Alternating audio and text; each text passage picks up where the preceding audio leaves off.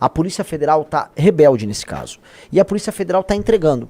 E não só a Polícia Federal. O que esses caras não contavam é que, ao achar que eles próprios eram um sistema, eles imaginavam que outros elementos do sistema não iriam se rebelar contra eles. Aí você fala, quais elementos? Cara, a imprensa está contra o STF hoje. A imprensa nunca esteve tão contra o Alexandre de Moraes quanto ela está hoje. Vocês sabiam disso? Vocês sabiam que boa parte dos grandes bancos brasileiros estão contra o STF hoje? Grande parte da elite rachou. A elite brasileira rachou. A Polícia Federal rachou. E aí você vai começar a ver que há o erro, há o elemento que você não controla.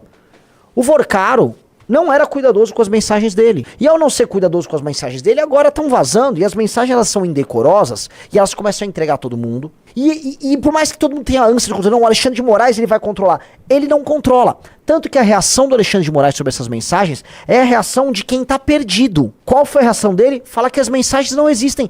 É real que ele vai falar que a troca de mensagens não existe. Veja, é uma coisa meio União Soviética. Do tipo, quando tinha o Stalin e o Trotsky numa foto, aí eles apagam o Trotsky na foto com o Stalin ou com o Lenin, né? Os apagamentos, o fingir que a história não existiu, a falsificação da história. Você só consegue fazer a falsificação total da história vivendo num regime, ele próprio, totalitário. Só num regime totalitário que você falsifica a história. Porque você tem força pra falsificar, mesmo quando todo mundo sabe que aquilo é verdadeiro. O que o Alexandre de Moraes faz, traça, quando ele diz, não houve essas conversas, quando elas houveram, quando houve, é tentar falsificar a história. Só que por mais que ele tenha em si, vamos dizer, um autoritarismo que ele é nítido, o Brasil não é um regime totalitário. Portanto, as pessoas sabem que ele conversou. Ninguém não acha que ele conversou. Então ele manda essa porque na cabeça dele, do Alexandre de Moraes, as coisas estão... Meu, isso aqui virou um caos total. Dane-se. Não dane-se. A imprensa esteve do lado dele quando ele enfrentou o Bolsonaro. A imprensa não tá do lado dele enquanto ele tá agora aprontando isso. Veja, põe aí o print, né? Isso foi no momento que o Vorcaro foi preso. Ele diz, fiz uma correria aqui para tentar salvar. Alguma novidade? Conseguiu ter notícia ou bloquear? Ele tá falando da própria prisão. E aí ele recebe 3 mensagens de voz que se apagam do ministro Alexandre de Moraes. O ministro Alexandre de Moraes responde, meus amigos, um réu que foi preso, se eu não me engano, me corrija aí, Riso, a primeira prisão do Vorcaro ainda não estava no nome do Toffoli, né? Era um juiz. O Toffoli assume depois da prisão do Vorcaro o caso. Deixa eu procurar. Eu acho que foi isso. Então, a primeira prisão do Vorcaro, ele já está acionando o ministro Alexandre de Moraes. Num caso que naturalmente envolvia ministros do STF. Negar isso e tentar falsificar a realidade é maluquice, mas é fraqueza. Você só consegue dar um ato de força dessa natureza do tipo, essas conversas não existiram. Essa relação, isso é tudo mentira. Todas essas provas são falsificação. Só num regime total. Um regime totalitário, em que o controle é total. Se o controle não é total, você fazer isso é um ato de fraqueza. E o Alexandre de Moraes demonstrou fraqueza. Uma das raras vezes que ele demonstra fraqueza. E essa demonstração de fraqueza denota que o sistema está fraco. Então qual deveria ser a resposta? A existência de uma frente na sociedade civil organizada capaz de enfrentá-los. Mas não há. Não há. E eu falo isso com pesar porque nós queremos ser isso. Mas as pessoas não ouvem a gente. Pelo menos agora elas não ouvem a gente. Não querem ouvir, as pessoas querem se iludir. Eu vou ler esse pimba aqui, vai. Renan, uma dúvida. O André Mendonça já manejou o Toffoli em livro, algo que criticávamos o Bolsonaro. O que mudou para ele agir hoje no caso Master contra o próprio Toffoli? Cara, o André Mendonça, ele foi muito humilhado lá na corte pelo Alexandre de Moraes algumas vezes. Já tiveram alguns duelos em que o Alexandre de Moraes pisou nele. Ele aparentemente não tem um escritório de familiar dele ligado a ele. E ele é um cara que tá tentando regimentar outros ministros pra seguir numa linha moralizante no STF. E a real é o seguinte, a mesma pessoa, eu, que fui muito crítico à nomeação dele, por conta das relações dele com o Toffoli, por conta de muitos votos que ele deu, tenho que reconhecer que hoje ele está sendo o que há de melhor ali no STF. Já foi muito correto conosco no julgamento no TSE do partido. Então, desculpa, eu vou defender o André Mendonça. Hoje o André Mendonça é uma peça fundamental na manutenção da existência da República. Ou seja, a ideia de que o sistema vai conseguir brecar o avanço da investigação carrega em si uma ilusão. E qual a ilusão que ele carrega? A ideia de achar que, por exemplo, eu bloqueio isso, a investigação pode parar aqui, a investigação pode parar ali, eu posso comprar a pessoa A, B ou C e nada anda. Por quê? O caso do Vorcaro, eles imaginavam assim, bom, o Vorcaro imaginava, vamos ser sinceros, o Vorcaro imaginou que nada, absolutamente nada ia acontecer. Ele achava que, na prática, ele tinha um contrato com a esposa de um ministro do Supremo, vamos botar aí, e de acordo com as mensagens, quando ele ia preso, ele entrava em contato com o ministro do Supremo. Outro ministro do Supremo era sócio dele, então bastava ter as relações certas, nada acontecia com ele. Enquanto isso, mais de 150 bilhões tinham sido desviados, tinham sido quebrados ali, entendeu? Jogado na conta do grande público. Então ele falou, nada vai rolar. Não só ele, ministros, grandes políticos, todo mundo achou que teria controle. Vamos colocar, a grande arrogância. Porque a grande arrogância do controle, tá? Que acha que você consegue controlar o mundo, é imaginar que as pessoas e as coisas não acham válvulas de escape. Pois bem, a gente tá tendo uma Polícia Federal rebelde. Mas entendam, as consequências serão colossais, porque nunca o sistema teve tão unido. O Valdemar da Costa Neto tá trabalhando com o Ciro Nogueira, ele tá trabalhando com a turma do PT, com o Jacques Wagner, ele tá trabalhando com a turma do STF, com o Alcolumbre, todos ao mesmo tempo. Esses homens estão todos trabalhando ao mesmo tempo para brecar o que eles consideram ser uma possível hecatombe. Hecatombe, que é a queda do sistema, cara.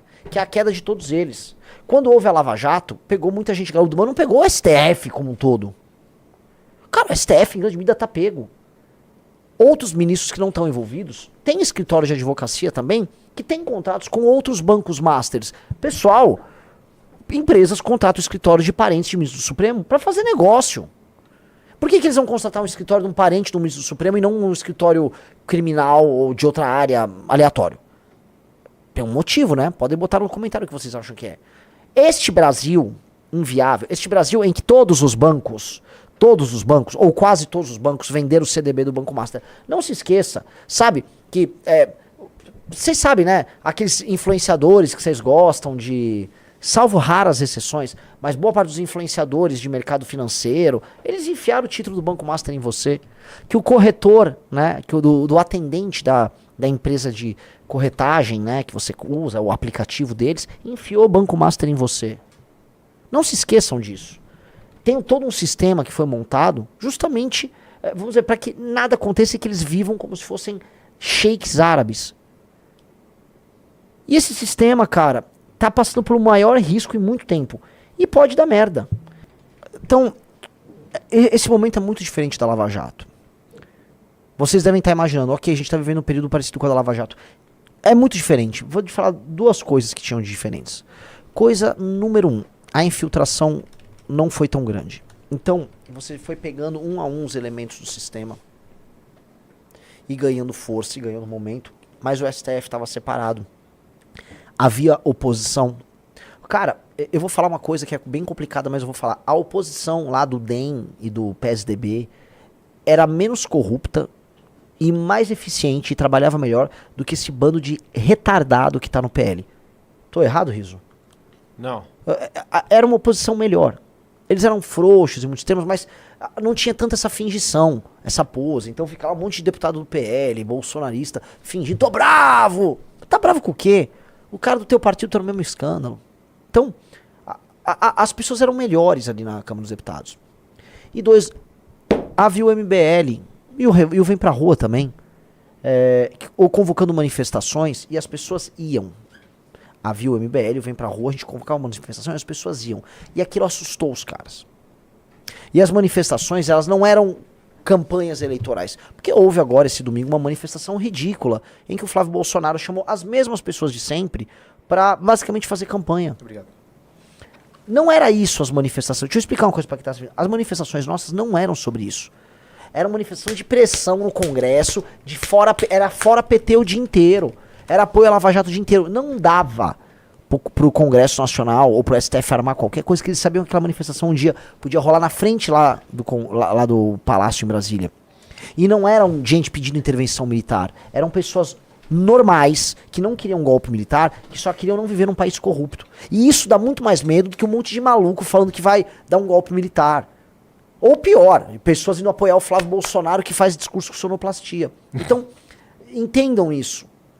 Era diferente. Muito diferente. Era outro país. E havia muita esperança por conta disso. Essa esperança, não adianta a gente ficar negando, foi destruída pela eleição do Bolsonaro, que pegou a esperança e transformou em culto a personalidade dele. Então aquelas pessoas que falavam, é pra destruir aqui o PT, elas foram levadas aqui, que não, o negócio é apoiar o capitão Bolsonaro. Aí acabou. Aí acabou. Acabou tudo. Acabou tudo. Aí a gente tá preso, né, nesse eterno pesadelo. Que assim, preciso fazer algo contra o que tá rolando. Esse algo depende em grande medida do povo. Ah, o povo tá alienado com conversa de Nicolas ou conversa de Flávio Bolsonaro. Aí você não sai do ciclo, você não consegue andar. E a gente fica gritando, ei, precisamos fazer alguma coisa. Só que as pessoas não querem ouvir o que a gente tem a dizer. Porque as pessoas estão presas na maluquice. Então, é desesperador. É desesperador. Posso citar um caso que eu lembro muito bem? Na virada de 2015 para 2016, a gente estava discutindo qual a melhor estratégia para influenciar na eleição do presidente da comissão do impeachment, que seria o Piceno do MDB, Sim. que estava com a Dilma. Sim. E precisava... Como é que a gente vai conseguir virar o voto desse cara? Ou como é que esse cara vai fazer uma comissão do impeachment que seja razoável? Era uma discussão concreta das coisas Nossa, muito bem lembrado. A gente tinha brigas assim, as brigas nossas naquela época no impeachment eram da seguinte natureza. Qual ala do MDB a gente bate pra que a ala favorável ao impeachment tenha força e a gente consiga a maioria no PMDB? Sim. Era esse nível as discussões. As discussões, outras, por exemplo, do tipo, ó, se eu bater nesse cara do então PR, que é o PL do Valdemar, o Valdemar era contra o impeachment da Dilma, tá? Ué, mas o Valdemar é de direita, né? Que muitos coitados ficam falando por aí. Não, o Valdemar era da Dilma. Ah, eu tinha que bater no Bacelar. Sim. Que hoje tá até hoje no PL. Sim. Tem que bater no Bacelar da Bahia. Você vai lembrar que até tem uma menina do MBL que foi atacar o Bacelar. Ele falou, você é gostosa, não sei o quê. E ela era menor de idade. Eu lembro. É, você lembra? Acho que é Duda. Duda. Ele foi lá e começou a... Ô, você é gostosa, vem aqui. Aí ficou lá dando em cima de uma menina menor de idade. Deputado federal. Bacelar. Hoje, patriota do PL. Se bem que não, acho que ele é petista do PL. Né? O nível nosso de precisão era esse. Por quê? Porque a gente tinha um compromisso real em passar o impeachment. Hoje o compromisso das pessoas é em se eleger. E é verdade, cara. É verdade. O compromisso hoje da bancada de oposição é toda reeleger. Então, ela vai fazer atos e cenas fingindo preocupação com essas coisas pra se reeleger. E não anda, mas as coisas não andam. Esse Bacelar aqui que a gente falava? É esse aí. Enfim, eram coisas muito concretas ali, brigar por voto do cara, e não tipo, não, pera lá que vai chegar a intervenção, e vai chegar ali o decreto do Bolsonaro, que os caminhoneiros vão chegar em Brasília. Os caminhoneiros vão invadir Brasília. Uhum. Força caminhoneiros. Uhum. Então, é desesperador. É desesperador. Porque esse é um momento que o teu adversário tá todo machucado. E esse é um momento quase como se a Polícia Federal, tá? Os agentes que nós não sabemos os nomes, essas figuras inominadas, estivessem falando, galera, eu acertei um soco no inimigo. O inimigo abriu a brecha, agora é com vocês. Aí quando vai chegar a nossa vez, não veio ninguém. Quando vai chegar a vez da sociedade civil agir, não veio ninguém. Aí já a Polícia Federal tá no inquérito das fake news, vão perseguir os agentes, essas pessoas vão ser presas, e vai ficar tudo trabalhando normal, e você vai ficar agindo igual um escravo. O Ração falou, estão falando que o Bolsonaro denunciou o Vorcaro. Mentira! O governo Bolsonaro foi parceiro do Vorcaro. O governo do Bolsonaro emitiu uma MP. Só pega de novo a MP. A MP do Credit Sexta. A MP do senhor João Roma, que beneficiou a expansão do Credit Sexta. Foi em 2022, foi uma MP assinada pelo João Roma.